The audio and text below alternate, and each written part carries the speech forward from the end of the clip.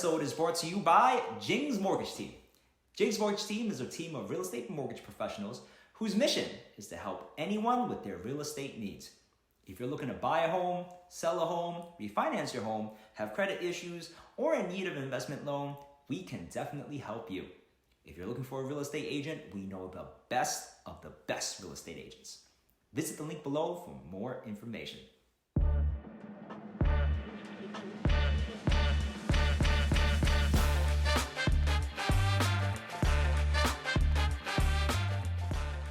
All right, brothers. Thank you so much. You're very welcome, Hamilton. Happy to be here. I appreciate you coming on our first inaugural show of Secret Sauce with Hamilton Lau.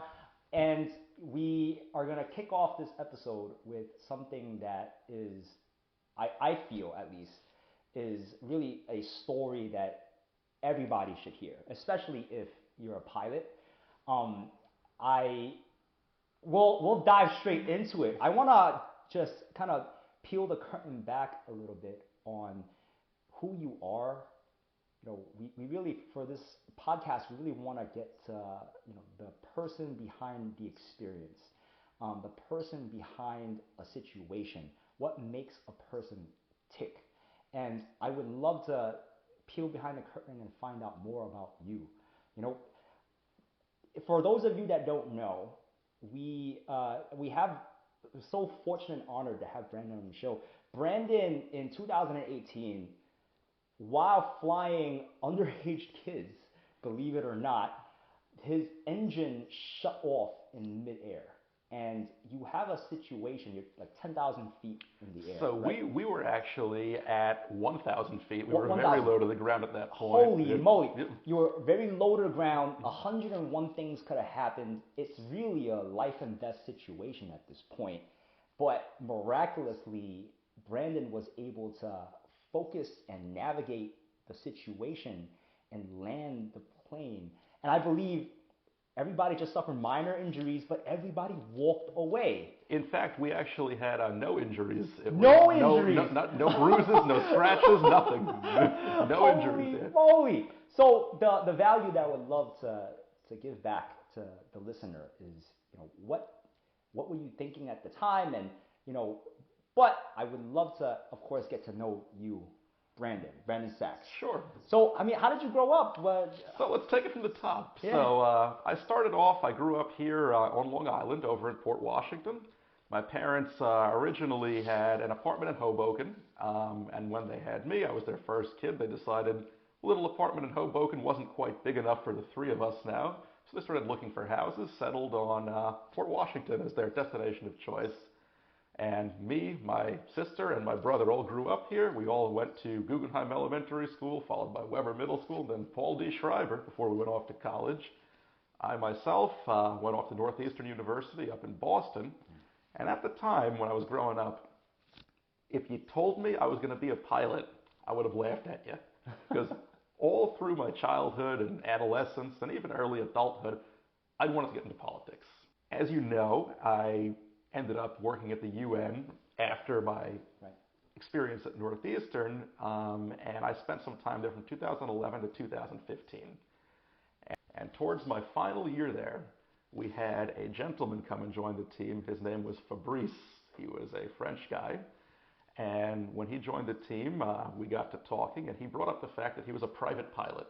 Well, I've always had this sort of interest in aviation, not necessarily professionally, just personally. Why not learn a little bit more about the process and maybe apply to flight school? So I sat down with this guy, and he gave me the PTS, the Practical Test Standards for the private pilot rating. So I went through this with him, looked through the book. I said, you know what? This doesn't seem all that difficult to learn. I'm pretty sure I could do this if I wanted to. So I told the guys at the UN, thank you. I'm going to be leaving at the end of December, and I'll be heading off and applying to flight school. So I ended up settling on a school at Islip, MacArthur Airport. It was called ATP. So should you choose to get your instructor certifications as an instructor, and then if they have space, they will hire you to instruct for them. So if you go through the program and you really focus, do what you're supposed to do, learn what you need to learn, and put the time in, you'll know a good amount, and you'll be comfortable enough to teach your new students when you get to that position. So I got lucky. I had an instructor named John Mezzacappa, who is a wonderful pilot. I was actually his first student. And he was a gentleman that had previously looked into potentially joining the Air Force and going that route, decided, the civilian route was, I guess, more his speed. So as his only student, he had nothing but time to devote to me. I am now instructing at ATP in March of 2017. I last 1 month, and I decide, A, I'm not quite getting the hours I want to get. It was a little slow. And B, there's an airport that's closer to me in Farmingdale. Why don't I go to Republic, see what flight schools are in the area, interview, and see what comes up. So I ended up going to this place, Nassau Flyers. So I teach there. I'm getting a client load, and Nassau Flyers' clientele at this time you have some private students, and then you have the Nassau and Western Suffolk BOCES students. That's the contract for the high school kids. So for those of you that are unfamiliar with the Long Island school system, BOCES is the Board of Cooperational Educational Services. Mm-hmm. So it's all the school districts kind of pitch into this organization. It's like an overarching school district. And this is just public school? Public schools. Wow. Yeah, on Long Island. Yeah, that's amazing. And what BOCES will do is they will provide vocational training for students that choose to do vocational training. Wow. They will do special needs kids in a certain area. Wow. And different programs they have available. That's beautiful. So the vocational side of it, one of those is the aviation program. So Nassau BOCES and Western Suffolk BOCES would take the kids from the various Nassau and Western Suffolk school districts that wanted to participate in the aviation program. For half the day they would go to school normally, and for the other half of the day they would do the aviation-focused stuff. And fast forward a year later, it's now January 2018. I've been instructing at Nassau Flyers for, let's say, a year. Those of you that look at the news stories, you'll know that up front with me is a gentleman, Mike Pastore. In the back is one of our female students. These particular students that I was flying with that day were relatively new. This was both of their third ever lesson in an airplane. So they were relatively new. Right. So in this case, I was flying a Cessna with the tail number 294 Mike Echo. Wow. So that was the N number, so to speak. So Okay. every plane in the U.S. starts with an N, a November, so we call them N numbers. And we just disregard that and give you the rest of it. So I was November 294 Mike Echo. And we basically went up there. We had a full lesson. So I'd gone up, we'd practiced, like I said, steep turns, slow flight stalls. We had done our ground reference maneuvers. And so for you guys, there are two practice areas over Long Island. There's one practice area over the South Shore, for Fire Island, and one practice area over the North Shore, the Northport Stacks. So in this particular training scenario, we were over the South practice area, over Fire Island, where you basically just fly back and forth along the beach from the Captree Bridge. You go about 5 or 6 miles down the beach you can head to before you kind of want to turn around and stay in that area. Okay. And you don't really want to be more than 1.5 miles or 2 miles off the beach, just because, let's say an engine does fail, you typically have 1 mile per 1,000 feet of glide distance. Right. And what we teach is that in the event you have to put the plane down, you want to be able to make your touchdown point, so you don't want to be too far out for the altitude you're flying at. So since we're typically flying between 2,000 to 3,000 feet in the practice area, unless we're down low for ground reference or something else, we don't want to be more than that 2 to 3 miles off the shoreline, right, so we can make it and get back in. God forbid, right? Mm-hmm. Right. So we had our full lesson. It was about an hour and 10 minutes. Hour and 20 minutes, right around there. We were starting to head back in because each kid with the program has 2 hours in the air. Now that 2 hours includes doing your walk around of the plane, doing your run up to check everything out before the flight to make sure it works, taxiing, waiting to take off. So to get an hour and 20 minutes in the air is a good day, typically, especially at Republic Airport. Okay. Yeah. And the weather was normal? Weather was good, normal, yeah. Normal so day. it was middle of January, cold, Okay. obviously, and clear. So it was a good VFR day. So as we're coming back in and we're heading towards the Captree Bridge to report into ATC at Republic Airport that we're over the Captree Bridge, coming in for a landing with whatever the ATIS information was at that point. Mike, the student, asked, hey, before we head back in, do you mind if we run through an emergency procedure just so I can practice it in the plane? So you were about to call So it a day. we were at the end of the lesson. Yeah, we were at the very end of the lesson. So you were pretty much at the very end of the lesson. Thinking about, hey, I'm about to drive home, grab some dinner or something like that, right? And then it's like, Get some lunch, yeah. Oh, lunch. And then he's like, hey, let's do one more drill. Yeah, so and he's very into aviation. Okay. I believe he's actually gone on to get his ratings Good for him. after that. But he wanted to practice an emergency procedure. So I said, sure, you have your checklist on you. He said, yes. So I'm like, okay. What you typically do is, as the instructor, you'll have them, you'll take the throttle, bring it to idle. So you idle it to simulate an engine out. You say, okay, run through your procedure. So he runs through his checklist. He does his flow. It's called a flow. And then towards the end, I'm like, all right, good job. Go ahead and recover. So then he goes to push the throttle back in. And as he goes to push the throttle back in, you hear the engine rev up. As soon as it gets past 1,800 RPMs, it revs right back down to idle, even though he was pushing the throttle further in at that point. Right, it should have been at this point, revving normally. Right. So your throttle, think of it as a car just with cruise control. So you set it and it stays there. It's a stick on a Cessna. So it's a push-pull stick. So wherever you push it to is where it should be. So for him, he was pushing it in and it was revving up. And then once it got past that 1,800 point, it would just rev back down, even though he's pushing it further in, which is not typical. That's a problem. Right. So he looks at me. He goes, hey, I think there's an issue. The engine's not coming back. And I said, well, why don't you run through that process one more time for me? So and I'm sure the other student was just like, just another day in the park. Well, she was in the back seat. She was, she's attentive as well. Okay. At this point, they didn't realize that anything was really wrong yet. They were just like, okay, well, Michael, pull it back to idle, run through his procedure, and push it back in again. So that's what he did. He ran through his flow, pushed the throttle back in, did the same thing. It revved up, and then revved down as soon as it got back in all the way. So at that point, I'm like, okay, my controls. It's the second time now, and it's just, this is serious. And then as an instructor, when you say my controls, that they know there's something going on, because that means you're taking over the airplane. As soon as your instructor says my controls, that means your hands and feet leave the control surfaces, and the instructor has commanded that aircraft. What was going through your mind at that point? Well, at that point, I'm like, well, now I have to figure out what's going on. So I'm like, let me run through these procedures. So I did the same thing. I got that throttle back down, ran through the whole procedure, pushed it in, and it was not going up. I'm like, okay, there's something wrong with this engine right now. So I look at them, I say, look, guys, we already lined up on the beach, because as part of his emergency procedure, you pick a landing spot. And just so happened we were over the Captree Bridge area, Robert Moses Field 2. So I'm like, you already have us lined up perfectly. We're just going to do it for real now.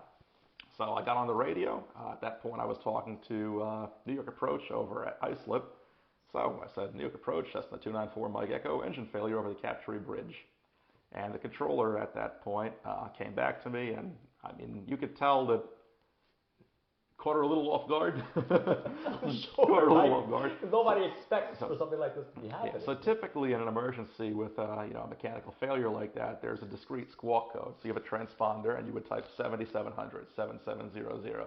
That lets everybody know you're experiencing mechanical failure.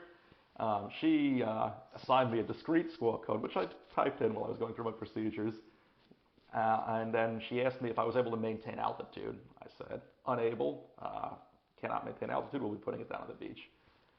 So unable in aviation is what you say when you cannot comply or cannot do something, and that just lets the controllers know, okay, you can't do it, and they won't ask you to do it again because you've said unable. Sure. Well, how were the kids at this point? So at this point, they had both clammed up. So as soon as I took over and I actually declared the emergency over the radio, they knew it was real, so both their hands were on their knees, and they're just sitting like bored. Did they seem like they were nervous? You could tell they were dialed in, and they knew that it was a real situation now as opposed to a practice situation. Right. So we ended up lining up on the beach. It was a significant crosswind because, unfortunately, you don't get to choose the heading you're landing on when it's only a one-direction beach. So we were. So when you say lined up, meaning you're parallel to like the shoreline? Yes. So we were. So pretend the sand is the runway where it's coming down to land on the sand. Mind you, this whole thing happened, and we were at 1,000 feet. So as part of your emergency procedure, you're identifying a place to land. So you have the throttle at idle. You tell the student, okay, where are you going to land? So he lined us up on the beach, and then when you say recover, that's when they're supposed to put the throttle back in and then recover to altitude. So we're at that 1,000 feet where I told him to recover, didn't work, so that he ran through it again, still didn't work. That's when I did it. So this whole process happened at that 1,000-foot point, and we're still coming down. Right. So this is, I want to say we had about 30 to 40 seconds from when I made the radio call to when we were actually on the ground. So under a minute. What was going through your mind during the entire process? So for me, I was just following my flows and the emergency procedures. This is something you train for, literally thousands of times over the course of your career. You practice emergencies regularly, really? all the time, especially as an instructor. It's a big part of having the capability to teach someone is dealing with scenarios that may arise in flight. In fact, to get your instructor rating, one of the final maneuvers you have to demonstrate is a spin and recovery. So let's say you were up there and the student inadvertently put your aircraft into a spin. You have to demonstrate that you can, A, not only identify it, but then get out of it and recover from it. Right. And that's an aerobatic maneuver. So that's to become a CFI, you must demonstrate that. Wow. So at this point, it was just autopilot in your brain. Right. So at this point, I'm just going through my flows. All the practice, all the visualization. At this point, I'm just like, all right, what do we have to do? I'm getting my. So in the Cessna, when you're an instructor, your flow is up and to the left because you're in the right seat. So I do my flows up and to the left, get everything in the positions they need to be in, like switches, fuel selectors, gauges, all that stuff. And the plane is configured to come down. Something that is on the checklist that a lot of people, may not realize in a Cessna is to pop the doors before you touch down for a hard landing because you don't want the doors to get stuck in case it gets dented on the way down. So you actually do undo the latch just before you touch down. So we had the doors popped. We're coming down. As we're coming down, there happened to be a gentleman on the beach walking his dog. So this gentleman was walking his dog. So you're ready to land at this point. And we're at the airspeed that I want to be at this point, coming down 68 knots, and we're getting ready to do a soft field landing.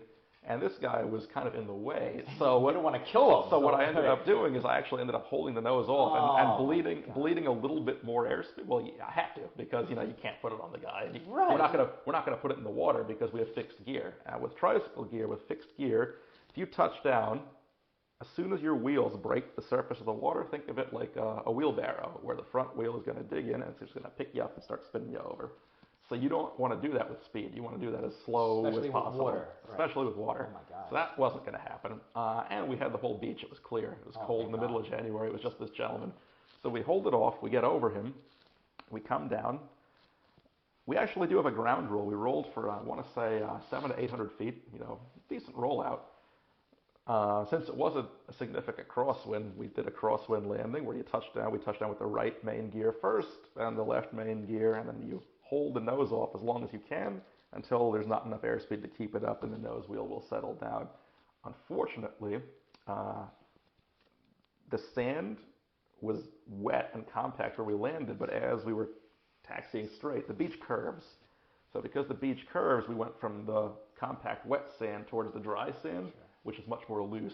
So by the time the nose wheel came down, it was in that dry sand part, started to build up in front of that nose wheel. And at this point, we're not going very quick. We're at maybe 13, 14 knots, so relatively slow. Okay. But we still had just enough momentum that the nose wheel dug in, the aircraft lifted up, and we were kind of pointing nose down. So we weren't on the wings yet, we were just pointing down. There was just enough wind that we sat there for a little bit, and then it blew us over the rest of the way onto the wing. So essentially, you went like backflips type of thing. Yeah, it was a slow flip. It was more like the nose wheel settled down. We were up like this, and then we slowly went like that at the end. And I looked over at the kids. I said, "Hey, are you guys okay?" They said, "Yes." I'm like, "Well, we're upside down, so watch your heads when you unbuckle." So we unbuckled, and we went out the doors. When both the kids were out with me, they looked at me. They both started laughing. They had smiles, and they were like, "This was so cool." The gentleman that was walking his dog came over, and he goes, "Oh, I didn't realize you guys were having an emergency. I thought you guys were just messing with me. You were going to buzz me or something." And I said, "Unfortunately, sir, no, this was an emergency." I'm like, "But how typical is it that you have people buzz you on the beach here?" He's like, "Usually it doesn't happen." I'm like, "Just out of common courtesy, next time a plane's coming at you on the beach real low like that, you may want to get out of the way." So I phrased it, politically, just of like. Of course. Because at this point I'd already had 5 years at the UN under my belt, so I'm, diplomatic about it. Of course. Now, that is a state park, Robert Moses Field, too. So at this point, you had an employee of the park come over. I don't know if they were a wildlife or environmental officer or something like that. Then you had the state troopers had come relatively quickly, had cordoned off the whole area of the crime scene. And I guess because they radioed it, or I'm not sure how they communicated it, but the media had found out, I guess, shortly thereafter. So I get on the phone with the operator of the flight school. I let him know, "Hey, we're at Robert Moses Field 2. Plane just flipped. There are state police here. They said the media's on the way, too." So the owner of the flight school comes over. He's with me. The FAA found out, I guess, the same way everyone else did, very quickly. So, the FAA had inspectors there. I think there were a handful of them. I want to say 4 or 5 FAA inspectors within about 30 minutes. So they all got there relatively quick. It was a whole thing. And the inspectors themselves were kind of curious. A, they'd never seen this before. And B, they were interested to see how the tow truck was going to flip the plane over. Right. So we'll get to that in a second. So anyway, I get out of the plane with these kids, and the adrenaline kicks in. So that's when we're down on the ground, and my hands start to get a little jittery. I'm like, "Oh, that just happened. Like that really, we just survived a plane crash." And that's when it started to kick in a little bit. But the owner of the flight school didn't want the branding on the shirts and the jackets that we had to be visible, so we had to change into this hoodie he had in his car to cover everything up. The police were there, obviously, so they weren't letting anyone into the area. The kids, because they were both underage, they're both under 18, they automatically had to get transported to the hospital just because they're minors, where they had no injuries, and they went back to class shortly thereafter. Both of those kids I've flown with multiple times after that incident happened. Wow. Their parents actually reached out to me. The father of the daughter reached out to me to thank me, and then the father of the son reached out to me to thank me as well. He actually came to the firehouse while I was there one night and wanted to shake my hand. Firefighter as well, right? And he shook my hand. He just wanted to say hello. But anyway, so we're there.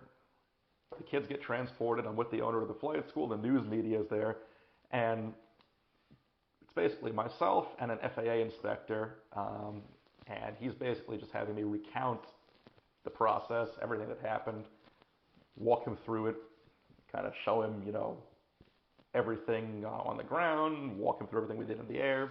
And he asked me to do this multiple times, just, make sure he gets the whole picture. Then he goes, they break. I go back to the car with Don. Don's the owner of the flight school. I'm waiting in there. The FAA guys go talk to the kids while they're at the hospital, get their recounting of the stories. The tow truck ends up coming. So Don had called a towing company, and I guess he had told them that, we needed a tow truck for a plane. I don't know if the person at the other end of the phone quite understood that, so they sent like a regular tow truck, for a Cessna. It's upside down on the beach. This tow truck driver shows up, and he's like, "I don't know if I'm going to be able to do this." So he attaches a winch around the tail, and he basically just tries to prop the plane back over the same kind of way we went over, just in reverse. He ends up bending the tail a little while he's trying to pull it back over. He gets the Cessna stuck with his truck. He ends up burying his wheels in. Now the truck is... So now the tow truck is stuck. Oh, boy. So he ends up calling a flatbed. The flatbed comes and removes his truck and then removes the Cessna as well.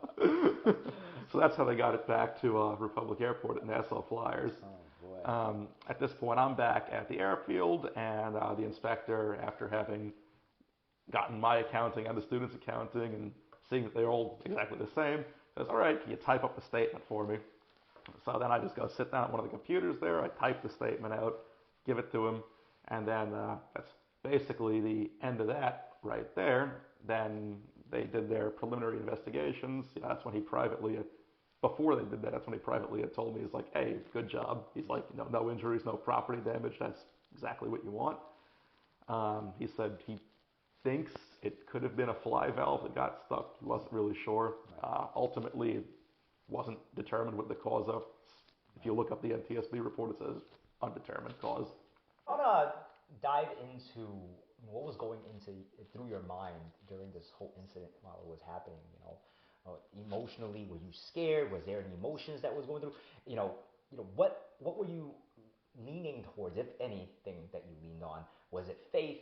Was it faith in a higher power, or was it faith in your training? What was going through your mind during this process? So during the routine parts of the flight, it was just your typical training flight, nothing out of the ordinary. Once the emergency actually happened and I was going through the process, because there was such a short time to get everything done, this all happened in the span of about 30 to 40 seconds between me declaring the emergency, and we were probably at around 800 or 900 feet, pretty much right over the ground at this point, to actually getting it done.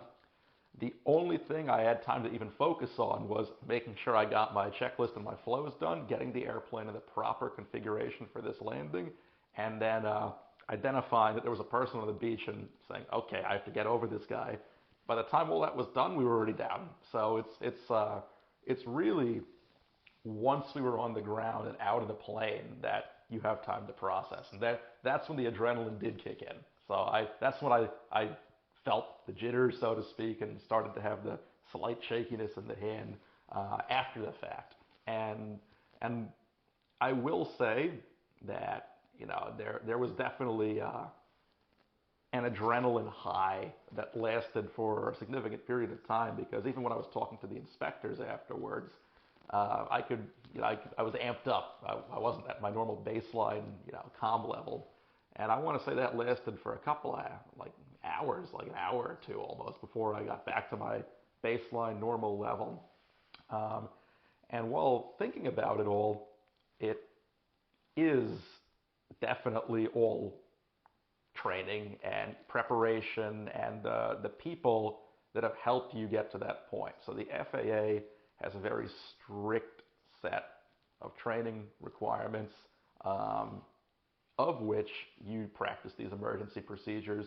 In fact, you have to demonstrate emergency procedures to examiners before you can get your various ratings. Right? You do this stuff a lot. It's not unheard of to have loss of life in general aviation, but it is unfortunate. It is a part of GA, but it's an unfortunate part. And the reason for that is because the statistics everybody likes to quote when they state that aviation is the safest method of transportation and you're not likely to have anything happen.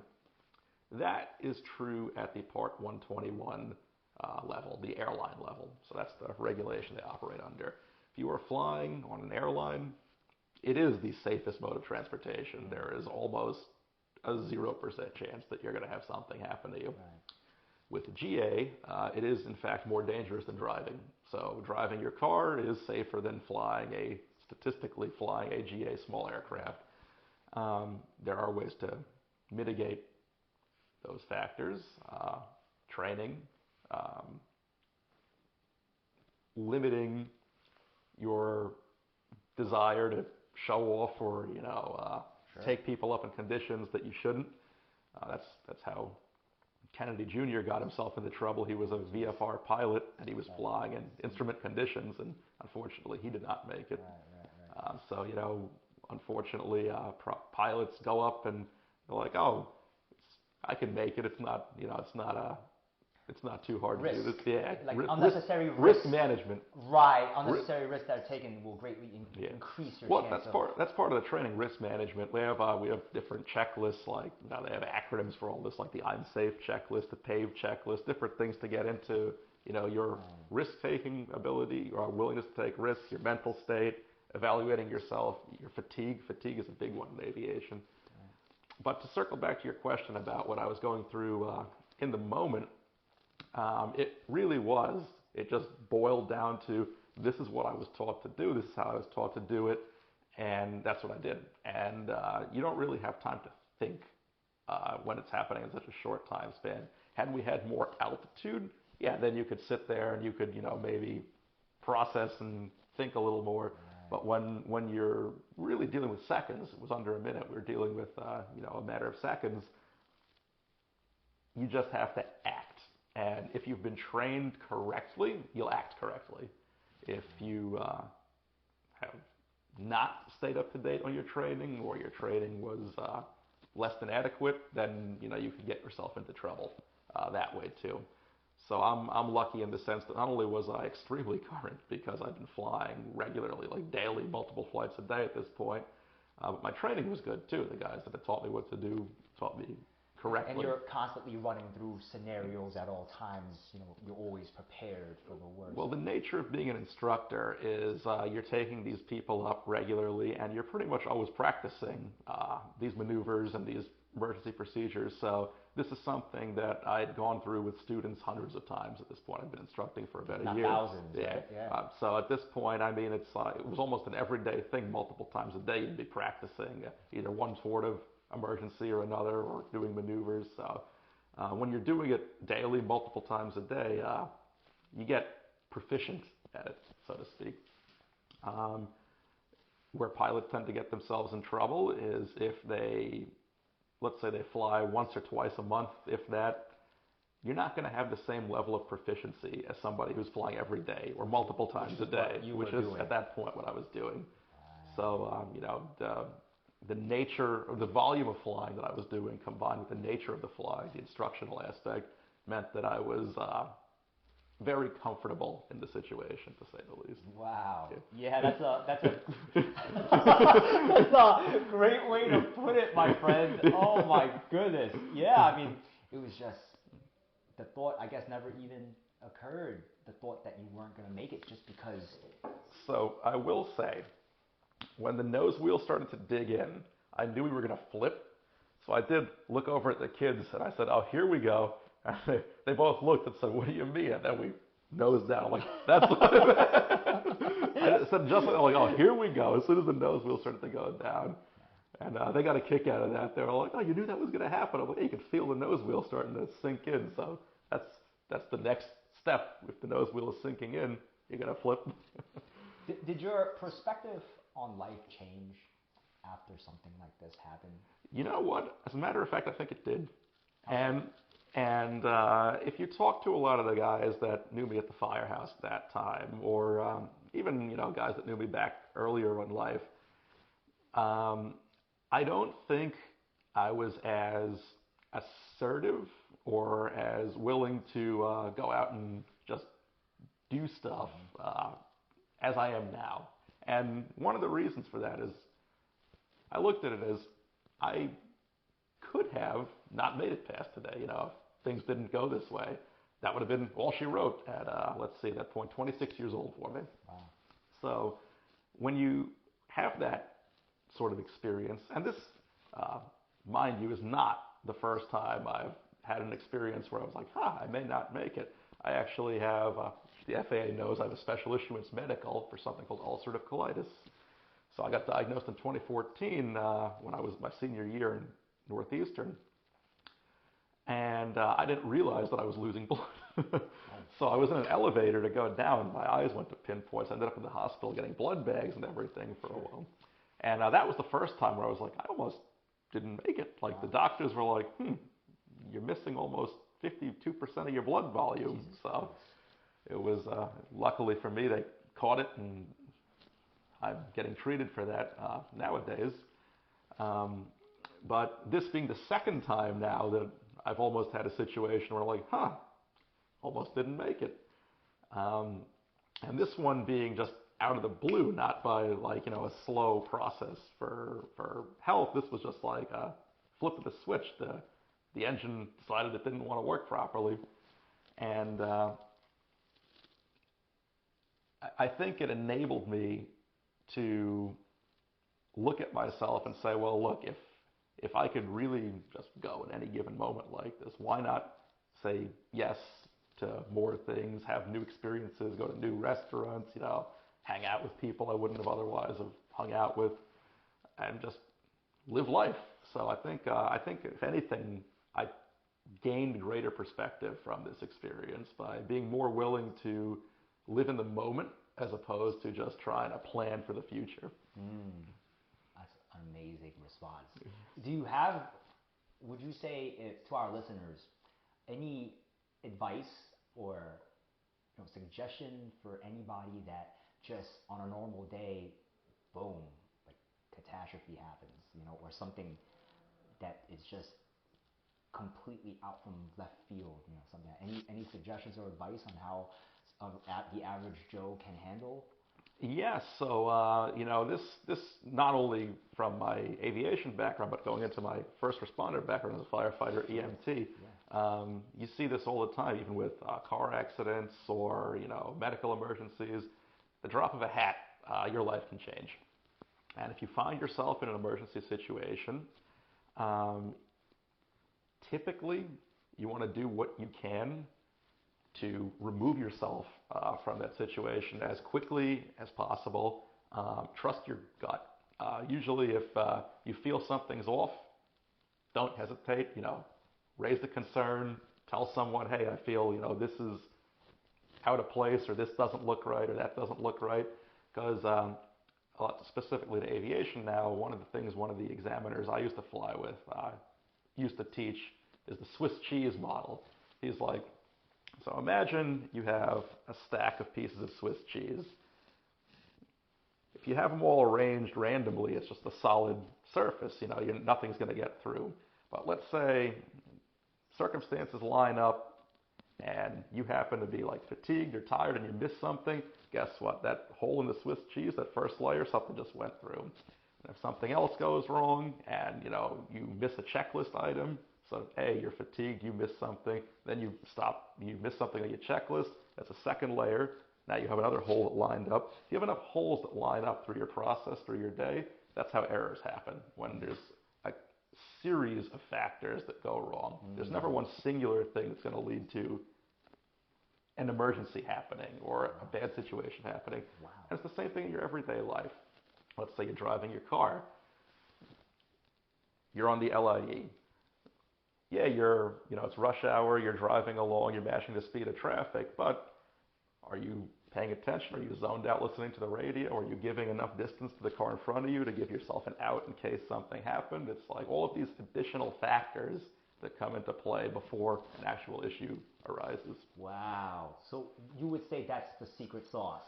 That's the secret sauce. That's the secret sauce. So the examiner's name, because he's given these talks all over. Yeah. Adam Rosenberg, he's a great guy. He's a pilot for American Airlines. He's given talks through the FAA's Wings program. He's given talks, as on his own. That's something I learned from him, the Swiss cheese model, and that is one of the best analogies I've ever heard. Was it's always a series of factors that lead to a failure, as opposed to just one singular thing that causes a failure to happen. It's almost like controlling things in your environment that you're able to control. Controlling risks and externalities. Because when things do not go the way you plan, it's like at least you're able to have controlled all the things that you had already controlled, right? Yeah. So wow, and then when you have control, hopefully things kind of lined up, and the hole, you don't fall through that hole, Yep. right? At least, hopefully, there's at least one layer that'll catch you before they all line up. Yeah. So do you still fly? So I flew regularly after that, all the way until COVID happened, and then once COVID happened, people kind of took a break from flight school for a little bit, that's when I got into security. And right now I'm actually the district supervisor for Elmont. So I have guys at all the different locations, and I just kind of make sure they're doing what they need to do. I am actually scheduled to go up in about a week and a half for my BFR. So in aviation, there's something called a biennial flight review you must do every 2 years. So my BFR is about to expire, so I'm going to go up, get that done. And then if the flight schools, I've heard from Long Island Aviators, which is the place I was at after Nassau Flyers, they're looking for guys during the week. I'm like, well, I'm doing Elmont during the week, but on the weekends, if you need instructors, you let me know, and I'm more than happy to fill in. Wow. So after this extreme situation, thank heaven you walked out of this without any injury, right? And still continue to fly. That's amazing. So I had my next lesson the day afterwards. So I was right up the next day with another set of students, and we were, flying right afterwards. And aviation is a perishable skill. So it's one of those things where you do want to stay regularly active. You don't want to let your skills get rusty. You don't want to let your desire to get in the airplane be affected by the fact that you had this emergency happen or this bad experience happen. Because if you start to get inside your own head like that, then you're gonna get into the situation where it's like, well, maybe I don't want to fly, maybe I don't want to do this. So I'm of the school of thought where if something happens, like let's say you get into a car crash, or let's say anything happens, get right back behind the wheel and keep going. Don't sit there and dwell on it, because that leads to self-doubt. And then I guess not living, right? Yeah, not living. Not living the way you want to live. Right? Wow. My brother, I'm a different mother. I don't know how else to end it. The podcast to end it like that, Like, yeah. Well, I mean, it was a pleasure. I'm glad to have been here, and I'm glad to have shared that with your viewers. Yeah. Thank you so much. You're very welcome. I appreciate, all that you've shared with our viewers. I really, hope our viewers can gain a lot out of, especially our pilots here. And yeah, if you need to look for Brandon is a super nice guy. He's up in Port Washington. He is. You're dating somebody right now, right? We're figuring it out. Oh, figure it out. Okay. Yeah. All right, brother. I appreciate you again, man. This episode is brought to you by Jing's Mortgage Team. Jing's Mortgage Team is a team of real estate and mortgage professionals whose mission is to help anyone with their real estate needs. If you're looking to buy a home, sell a home, refinance your home, have credit issues, or in need of an investment loan, we can definitely help you. If you're looking for a real estate agent, we know the best of the best real estate agents. Visit the link below for more information.